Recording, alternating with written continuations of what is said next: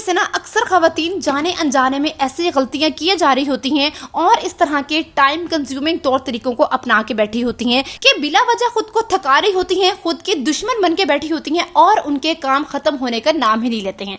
तो आज की वीडियो में मैं आपको बताऊंगी time saving kitchen cleaning hacks और साथ के साथ कुछ स्मार्ट तौर तरीके जिनको अपना के आप अपनी रूटीन को प्रोडक्टिवली मैनेज कर सकते हैं। साथ के साथ आज मैं आपके साथ अपनी बहुत बड़ी खुशी शेयर करने वाली हूँ। आप लोग मुझसे पूछते हो ना कि YouTube की इनकम से आपने क्या खरीदा, आप कहाँ पे इन्वेस्ट करती हैं, तो इसका जवाब मैं आज की वीडियो में दूंगी। तो आज की वीडियो आप लोगों के लिए बहुत ज्यादा मोटिवेशनल होने वाली है। तो चलिए जी वीडियो स्टार्ट करते हैं। अस्सलाम वालेकुम जी and welcome back to my channel. तो जी आज का ब्लॉग स्टार्ट हो रहा है सेम टू सेम वही रूटीन के साथ। बस आज की टू डू लिस्ट में डिफरेंस जरा इतना था कि आज मैंने चूल्हे की डीप क्लीनिंग करनी थी। अच्छा यहाँ पे ना मैं चूल्हे की डीप क्लीनिंग के लिए कोई महंगा डिटर्जेंट यूज नहीं करती हूँ, बस एक घरेलू टोटका यूज करती हूँ और ये 100% काम करता है। इतना कोई टाइम सेविंग है कहना कि मिनटों में आपका चूल्हा चमक जाएगा। चूल्हे पे जितने भी जिद्दी दाग है ना सब के सब खत्म हो जाएंगे। आपने क्या करना है जी, पहले स्पंज से चूल्हे को साफ कर लेना है, इस पे जितनी भी डस्ट है ना वो सारी खत्म हो जाएगी। इसके बाद आपने नीम गर्म पानी लेके ना इसके ऊपर चूल्हे पे हल्का हल्का डाल देना है और उसके ऊपर आपने डालना है बेकिंग सोडा और इसके बाद फिर आपने लेमन लेके ना उसके स्लाइसेस को कट करके उससे इसको स्क्रब करना है।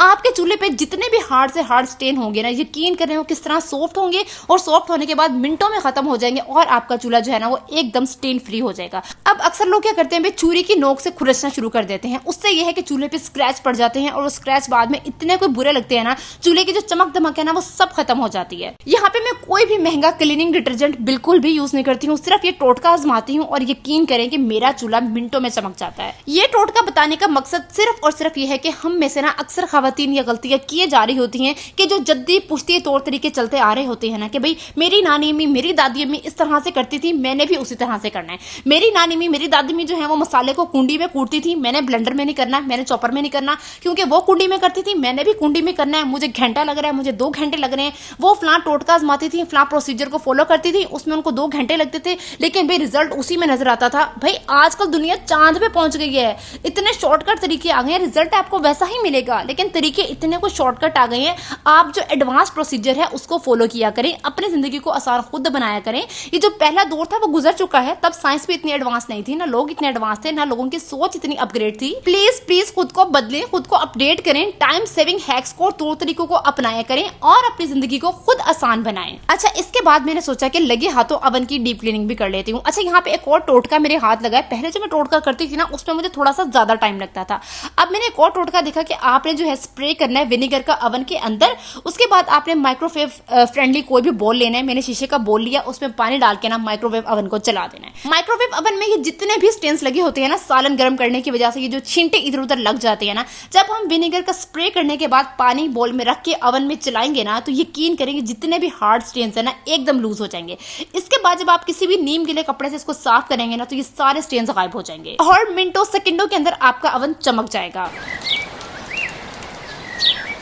एक औरत जब हाउसवाइफ और उसके बाद माँ बन जाती है ना तो सुकून से बैठ के चाय का कप पीना हर एक औरत का ख्वाब बन जाता है। लेकिन अक्सर समझदार औरतें ना स्मार्टली अपनी रूटीन को मैनेज करती हैं और थोड़ा अक्लमंदी से काम लेती हैं और फिर सारी जिंदगी सुकून से बैठ के चाय का कप पीती हैं। मैंने अपनी रूटीन कुछ इस तरह से चेंज की है कि सबसे पहले इस टाइम जो मेरे हाथ में चीज पकड़ी हुई है ना, मोबाइल फोन पकड़ा हुआ है, इसके इस्तेमाल को मैंने कंट्रोल में किया है। ये बिल्कुल आउट ऑफ कंट्रोल था, हर टाइम मेरे हाथ में फोन है और अगर किसी दिन नेट बंद हो जाता था ना या किसी वजह से मोबाइल जो है वो मैं नहीं यूज कर पाती थी ना तो मुझे ऐसा लगता था मेरी जिंदगी खत्म हो गई है। तो प्लीज इस मोबाइल को ना कंट्रोल में रखें। अब मैंने रूटीन कुछ इस तरह से सेट की है कि जब मैं सो के उठती हूँ, उठते साथ ही फ्रेश हुई हूँ, बेड सेट किया, नाश्ता वगैरह बनाया, उसके बाद मैंने 10 से 15 मिनट के लिए फोन उठाना होता है कि अगर कोई अर्जेंट मैसेज आया है, कोई इंपॉर्टेंट मैसेज आया है, कोई कॉल आई हुई है तो उसका रिप्लाई करना है। उसके बाद मैं खुद को चैलेंज देती हूँ, मोबाइल उठा के लॉक कर देती हूँ कि 12 बजे से पहले मैंने मोबाइल को नहीं उठाना है।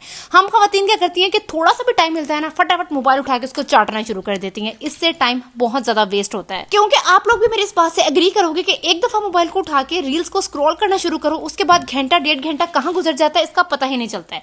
आप मोबाइल को यूज करो लेकिन इसके यूजेज को थोड़ा सा कंट्रोल में रखो। आप खुद को टारगेट दो कि मैंने 1 घंटा 2 घंटा, दोपहर को 1 घंटा, शाम को 1 घंटा, उसके बाद रात को सोने से कुछ इतना देर पहले मोबाइल को यूज करना है, दैट्स इट। और इतना इनफ भी होता है, ठीक है। अच्छा इसके बाद एक और चीज जो कि मैंने अपनी जिंदगी में सीखी है कि बच्चों को ना छोटे होते से ही अपना काम खुद करने की आदत डालो, ठीक है।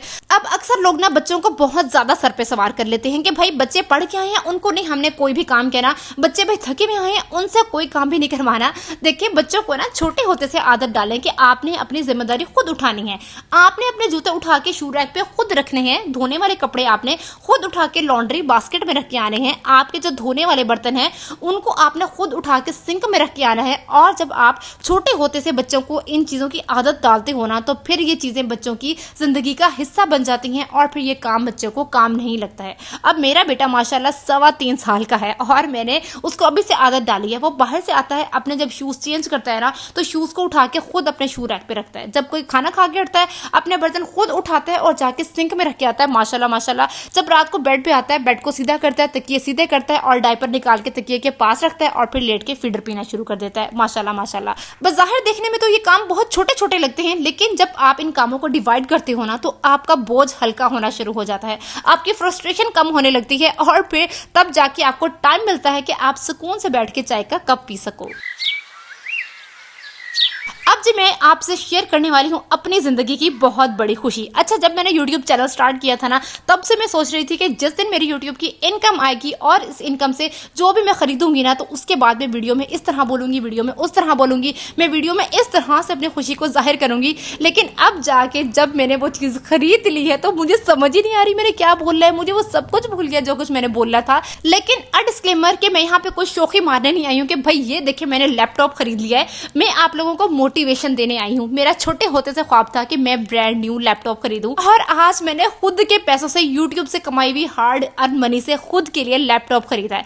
यकीन करें मैंने सारी जिंदगी अब्बू के पैसों पे खूब ऐश की है, हस्बैंड के पैसों पे खूब ऐश की है, जो चीज मुंह से निकली फौरन मिल गई। लेकिन अपने पैसों की वर्थ ही अलग होती है, ये मैं आपको बता रही हूँ कि जो चीज आप खुद की कमाई से खुद के लिए लेते हो ना, उसकी खुशी ही अलग होती है। और आज आप लोगों से अपनी खुशी शेयर करने का मकसद सिर्फ और सिर्फ ये है कि आप लोगों को मोटिवेशन दे सकूं कि अगर आप लोग भी किसी चीज का ख्वाब देख रहे हो ना, तो आज ही उठ खड़े हो, हार्ड वर्क करो, कंसिस्टेंट रहो, मेहनत करो, जुट जाओ और मेहनत करने के बाद वो चीज अपने लिए खरीदो, अपनी लाइफ को बनाओ, जियो अपनी जिंदगी को।